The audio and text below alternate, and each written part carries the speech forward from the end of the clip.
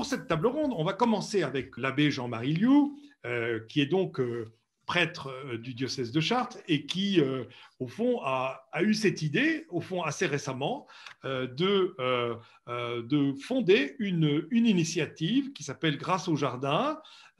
Et je vais lui passer la parole pour qu'il puisse présenter sa démarche. Voilà, Grâce au Jardin, c'est une histoire étonnante parce qu'il se trouve que, pour ma part, j'ai une formation agricole, j'ai mes diplômes agricoles, puisque j'ai fait des études d'agriculture avant d'entrer au séminaire.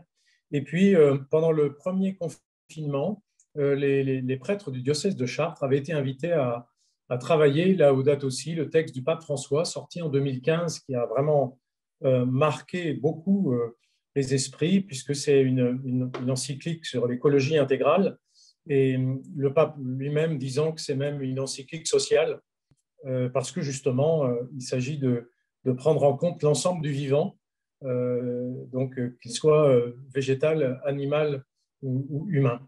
Et donc, en retravaillant ce texte, j'ai pu, comme ça, petit à petit, avoir l'idée de créer un espace qui permettrait plusieurs réalités.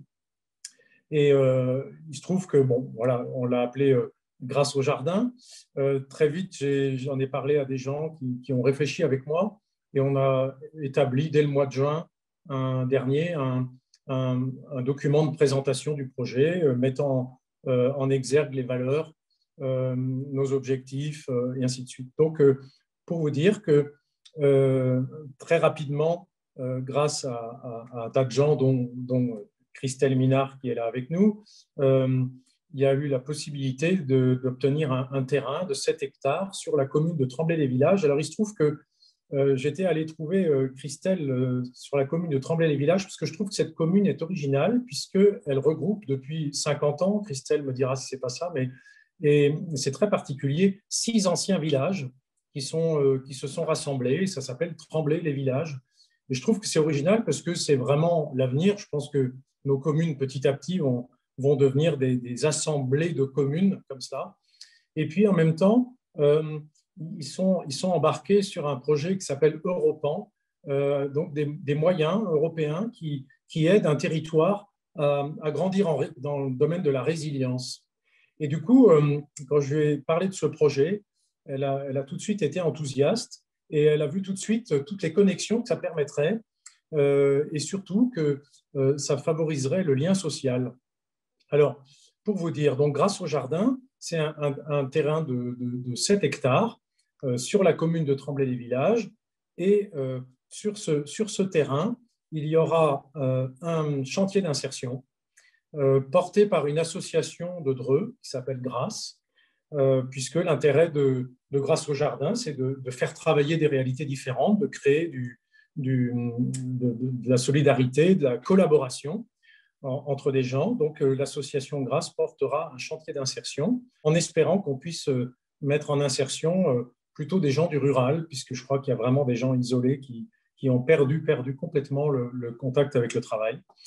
Un jardin, il y aura aussi un jardin expérimental, alors, qui permettra de travailler à l'expérimentation, puisque nous allons nous inscrire dans une démarche qui s'appelle maraîchage sol vivant, qui est une manière d'observer la création, la nature, et de la copier en quelque sorte, d'essayer de coller au plus près.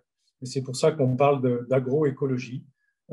Et donc, un jardin expérimental qui permettra peut-être de cultiver des légumes de niche, qui permettra aussi d'expérimenter des itinéraires particuliers, des associations de légumes et autres.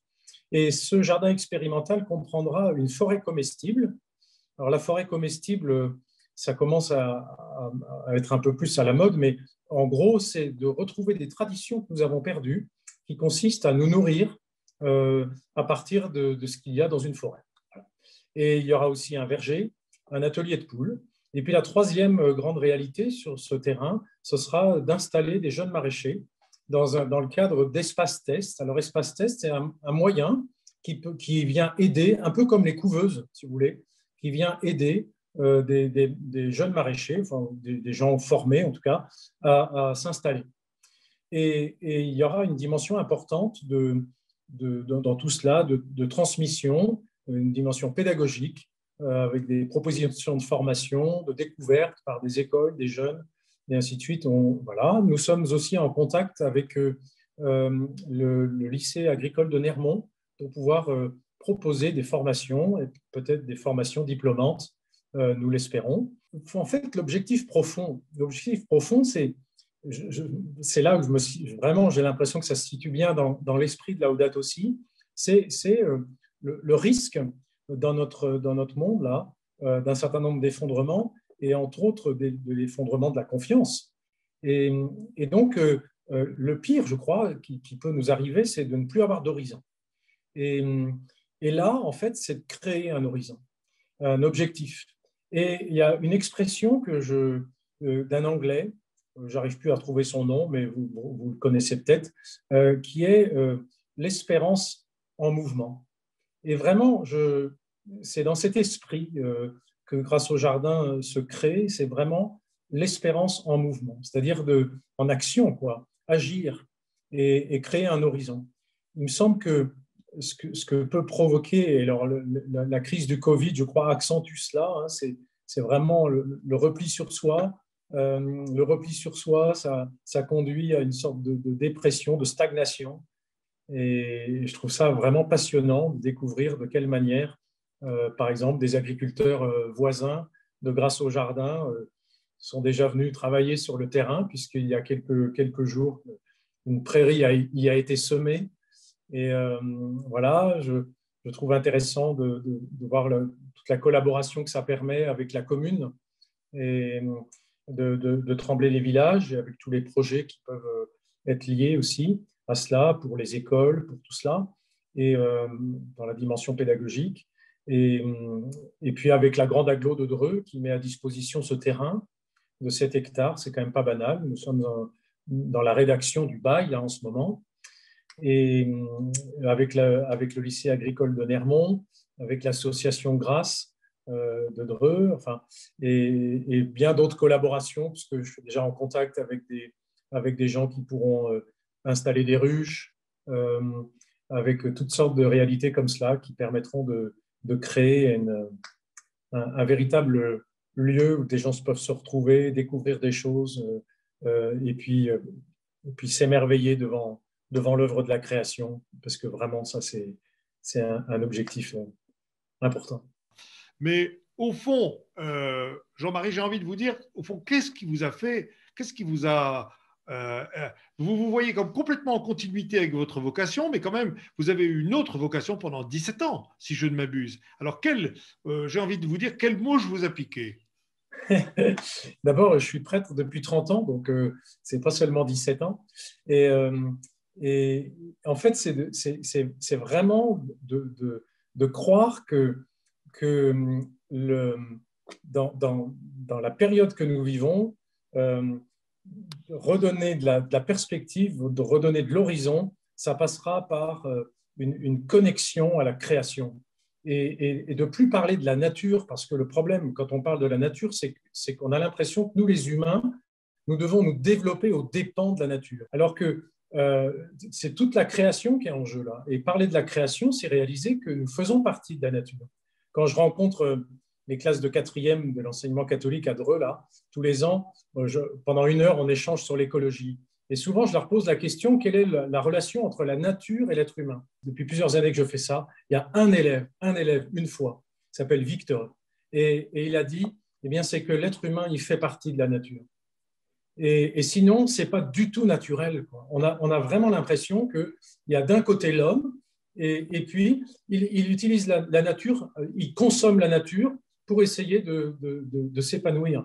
Et en fait, ce système-là ne peut pas tenir. Alors, en plus, pour moi, dans ma foi, ce n'est pas de Dieu, ça.